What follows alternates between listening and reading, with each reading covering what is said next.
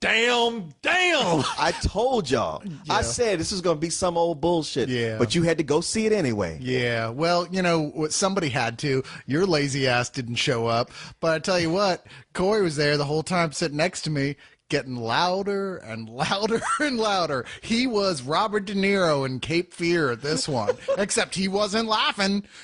Oh, no. Now, come on now. You know black people don't talk in theaters. That's just preposterous. But yeah, I was about to say, that's insane. This isn't a black people thing. No. This is a made in Rome or what is that? What, made in Rome? When in What is it? Rome? When in Rome thing. This is a when in Rome thing. I'm sorry, but I'm just thinking about the right words to say. Had to throw that in there. Yeah, the right words to say were "fuck you, fuck you, movie, fuck you." Man, why are you doing this to us? I already came in there. I had a few beers. I got in there a little bit late. Uh-oh. And I was, man, I Now, said, all we need now is for you to fall asleep, and that's the trifecta. no, this is one of those movies where like your adrenaline is going because you get pissed. Damn. I mean, because it doesn't make any sense. I mean, I was in a good mood too. I sat down next to Cyrus. We started laughing because it looked like that kind of movie that was easy to make fun of. But it was just obvious very soon that this movie was one of those films where they didn't have shit to do. Yeah, it was. I would say it was obvious soon, like in the trailer before you even walked in the door. I'm a fair man, Leon. Now, I like to go in and judge things properly, and I judge this as some bullshit. I told y'all how I don't judge movies by trailers. Yeah. With the exception of this I was one. gonna say you always say trailers lie, Except not this in time. this case. It was truly honest trailer. No, it was George Washington of trailers. Oh no. Yeah, no. Yeah. Come on, you guys saying that Dax Shepard couldn't save this? Fuck, man, Nothing could save this. Dak Shepard was in the fucking water pulling the movie down. Shit, you know what I mean? If I gotta go, all you motherfuckers are going with me. I mean, it's almost like he came in to sabotage this shit. But no, man, yeah, you're right. This was like the weekend forecast for this movie. It's like you saw that trailer and it was like, yeah, stormy. You know, this movie was Stormy is like tornadoes everywhere. It sounded like a tsunami to me. We are so fucked. There's people in Haiti right now saying like, yeah, well, at least I didn't have to see that movie. Yeah, and I like Christian Bale, man. I really do. Kristen Bell. Kristen Bell. Oh, what the fuck? Say it with us. Kristen Bell. Man, she don't deserve to have her name said properly after putting me through that shit. Now. She's just an actress getting a paycheck. Taking a dump. The one thing you'll say here is that everyone is at least earnest. They are trying. There's just nothing to work with here because A, it's a shit script, and B, who's directing it again? Mark Steven Johnson. Yes, and as Carlisle said, who unfortunately couldn't be here with us for this review, because he died at the movie. Oh, wow, I didn't think he could make a worse movie than Ghost Rider. I'd go watch Ghost Rider again over seeing this. Yeah, but guess what? Lo and behold, and we mentioned this before, he is the director of Daredevil, Ghost Rider, and now When in Rome. He also did that weird midget movie, Simon Birch. Oh, he did really? that? Yeah. I mean, how crazy is it when your roster of movies, your best work is Simon Birch? And you did that weird midget movie. Yeah. We got to interview him. Just to see you ask him that. I have to say, out of all the midgets movies that I've seen, yours is still shitty. But Terror in Tiny Town, classic. Freaks, classic. Simon Birch, meh. but you're right, Kristen Bell. Now did I say it right? Yeah, you got it right. Good for you. Oh, good. Stop it. Crispy Bell. and Josh douchebag. Duchanel. I really do like them. And see, this is what I'm saying. I always say, what's one of the most important things in a romantic comedy is that your two leads, that they're the ones that they have chemistry. And I always said, my theory is that if they have chemistry, then that chemistry can carry the rest of that film. Not in this case. Theory has been proven wrong. Because those two do. They are both very charming people. They're both charming actors. They look good together. They play off each other well. They're just not given anything entertaining or funny to do together. No. So how can you save that? What can you do when all the words are written by a mongoloid who has no idea how to write a script? Oh, words? Yes. If you could cross them over with Matthew Good and Amy Adams in Ireland, so you match Leap Year with When in Rome. If you actually add chemistry to wait, that didn't have a good script though. So no, I Yeah. think that would just compound the problem. I have to say the only you saving think it would grace. cancel each other out? No, the saving grace about this film is that it is not as bad as Leap Year. That's the best thing you can say about it is not Yeah. as bad as Leap Year. And Leap Year is universally mediocre. This is like so incredibly awful at points it makes you angry. But like there's parts of it, the rest of it, you're just going, okay, well at least I like watching these actors on screen. So I know at least they're not unpleasant. Yeah, I know people are saying, "Wow, this movie's so bad. What could it possibly be about?" What the trailer kind of tells you. I'm sure that's what they're asking right now. Yeah, I'm sure. They just want to hear us say fuck and do Chanel and hear you mispronounce Kristen Bell's name. know. a couple more times. Well, Kristen Bell is a young New York professional who, she wants to be in love, but she can't, so she buries herself in her work.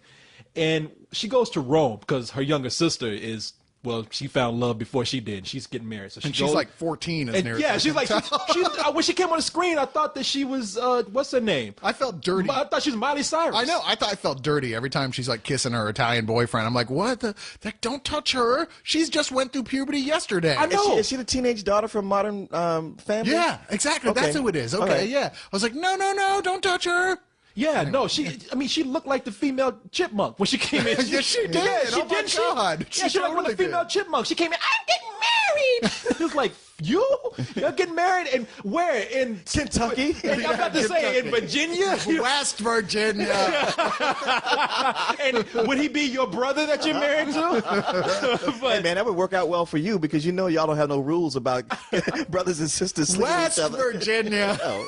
But anyway, she sees Josh Duhamel there. They're getting it off pretty well. But as in all these movies, she thinks that she sees something else. He's kissing this other girl. So she's like, oh, I will never be in love. So she gets drunk, walks out to the legendary Fountain of Love, where the legend is that if you pull coins from that fountain, then the owner of that coin will fall in love with you. So she doesn't pick one, she picks 5. Seriously, if that worked, who would ever throw a coin in there? Yeah. Yeah, but come on, man, please. Because you be getting Mama Celeste picking that coin out. I don't think it works every time is the key, though. Only when the statue of Venus goes, yeah, I feel like fucking with this one. Yeah. and when there's a thunderstorm, so lightning can strike and show you that something ominous and magical is about Well, to happen. I also think it's one of these things where, like, yes, you'll fall in love with the girl who picks out that coin if she also happens to be a hot chick. Yeah. Yeah. You don't get. They didn't make the movie about the fatty that picked the coins out. It ain't what's her name? Nia Vardalos picking that coin out of there. Yeah, it would have been some big chick in there. Ooh, I'm gonna fall in love. This is bound to work. But no, so Somewhere right now, Oprah Winfrey's walking around a fountain going, damn it, wrong coin. Yeah, she's getting a dump truck pulling up and dumping that shit in there. Yeah, but then you got Whoopi Goldberg with pockets full, like, I already snatched some girl, too late. Now, the catch here is that not only does one person fall for her, but because of this magical cursed night, 5 people fall for her. But one of them could be the actual guy that she's in love with. But because of this curse or this legend, is he really returning real love to her? So, sweet Jesus. This thing has more telegraphing than Western Union. Okay, it's just like there's not, like you said earlier on in the film, as you're describing the synopsis, like she sees him kissing another girl. The film doesn't even try to cover up the fact that obviously this is not a romantic thing she stumbled into. That clearly that this was some entirely different incident, like some drunk chick. It does not even try to cover that up, even though it acts as if you're not supposed to know that, right? Yeah. The whole rest, every plot element in the film is that way. There's nothing 10 minutes in this film about the end of the film that you don't know in the first 10 minutes. and this is the rule of romantic comedies that they always break that I hate. This is so that they can force some sort of tension, and that is nobody communicates. Like, she sees Josh Duhamel kissing this woman. If she had just said, hey, what was going on with that? We were getting along inside. It would be okay, but she has to throw her hands over her head and run off and go fucking drunkenly swim in a fountain. Now, To you be know, fair- good, and you guys know that in real life, a girl would come make some snide remark like, "Oh, I see you and your girlfriend are getting along real well." Oh, yeah. just to give you that time to go. Like, that's not my girlfriend. Yeah, or they might actually, to be fair, get really mad and hold it in and hold it against you. Having been on that side of it, I can tell you that, yes, they might just glare at you for 6 years. Well, but those are the chicks you actually should not hook up with. That's true, so it's God's blessing. Now, Oh, I'm sorry. There's no God in this movie. It's God's. yes, it is. Yeah, because it's Venus. Statues of gods, at least. paganism. Yeah. In fact, that statue at the end of the movie has his finger up at the audience. Fuck you! You just wasted an hour and a half of your time. But It's just like Wanted. now you say it took like a a Neanderthal or what did you say, a fucking Mongoloid to write this script. You know, right? We're stretching a little bit because there's hardly any words in this script because most of it is people falling over shit, stumbling over shit. I mean, really? I'm not exaggerating here. When they don't know what else to do to end the scene, they have people just arbitrarily run into a pole or fall into a hole somewhere. Is Matthew Perry in this movie? It feels like a Matthew Perry movie, like it was a movie written for him that was, you know, shelved, and later it's like, hey, we got Kristen Bell, let's do it with her and douche whatever. Yeah, they don't know what to do. They are fucking destroying the church that they're in.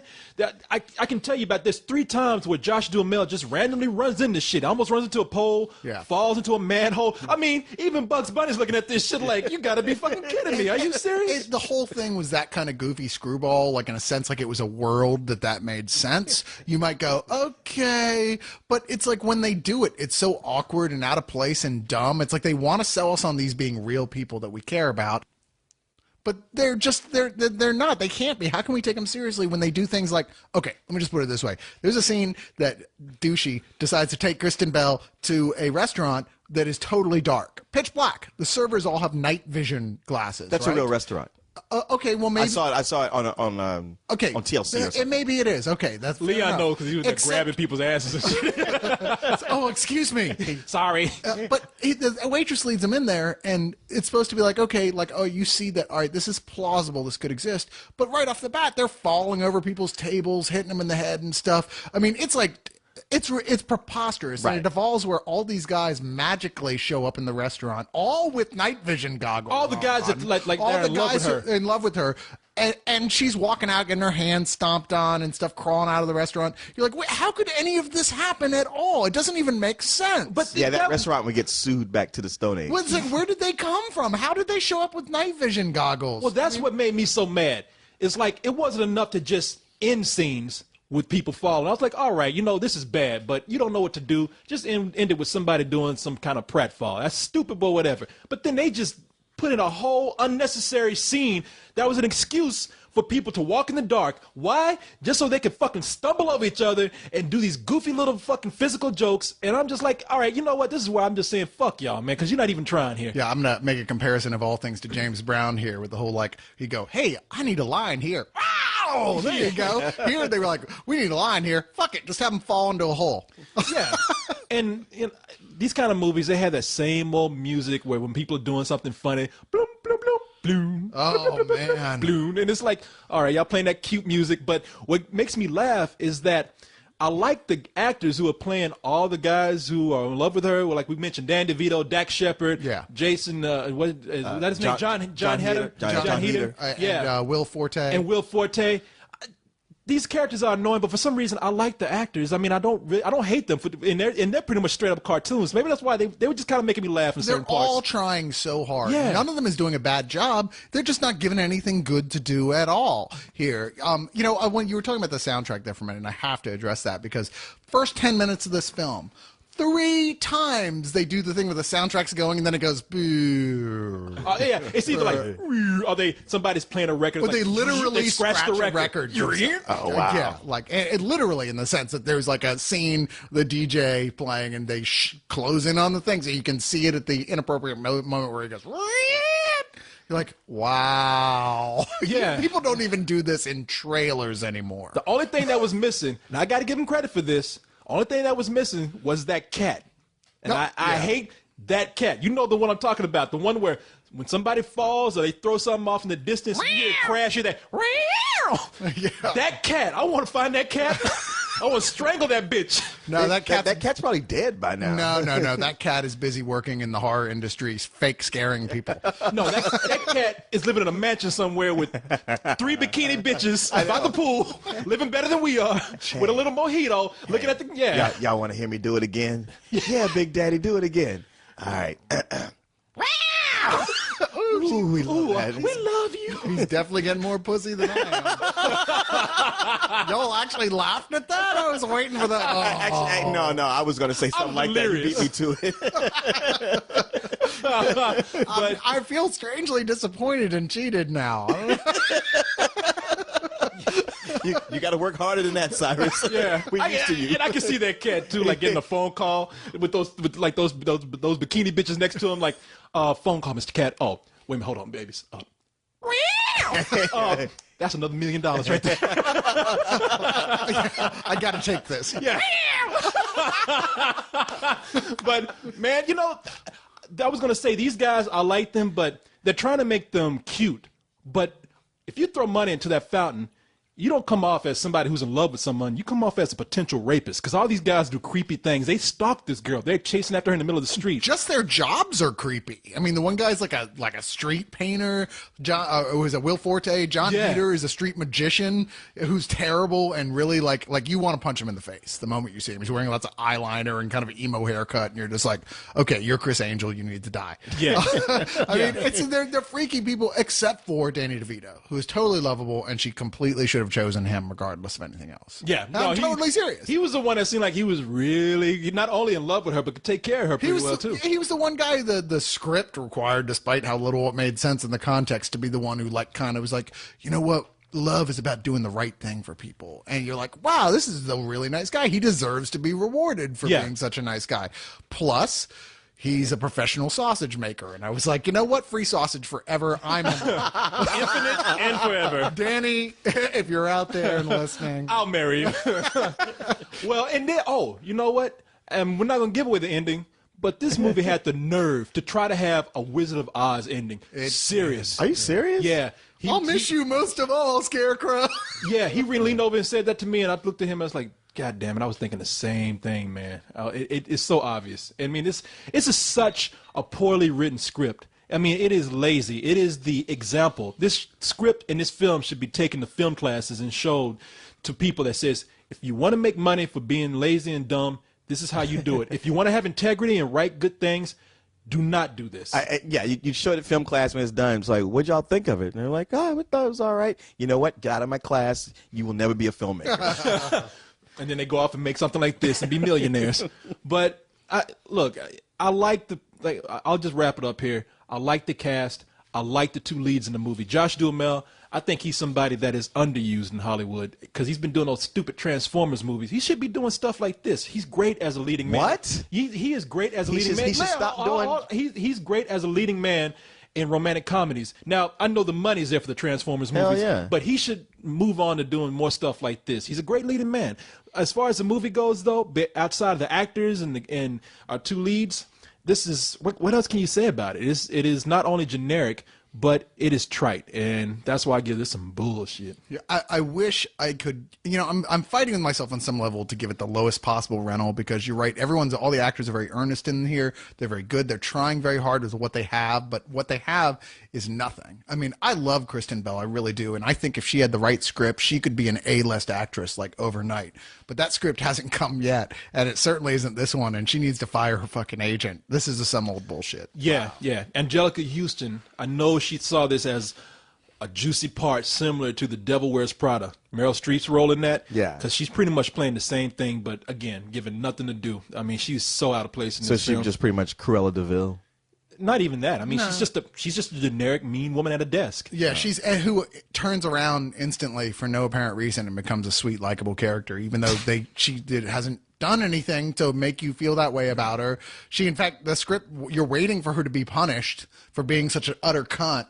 And the film's just like, oh, everything's happy now. We're all gonna get along. Oh yeah, no, it's so. They do things like that throughout the film. They just all of a sudden everything's okay because of one little thing, one unrealistic little thing, except talking to each other. It's lazy writing, is lazy filmmaking. The only people who aren't lazy are the actors, and no one should be punishing them for just being forced to say yes to the script. Shit, no one should be punishing us. Yeah, I know. I feel punished. Was Ray Stevenson in this movie? Maybe Dolph Lundgren somewhere.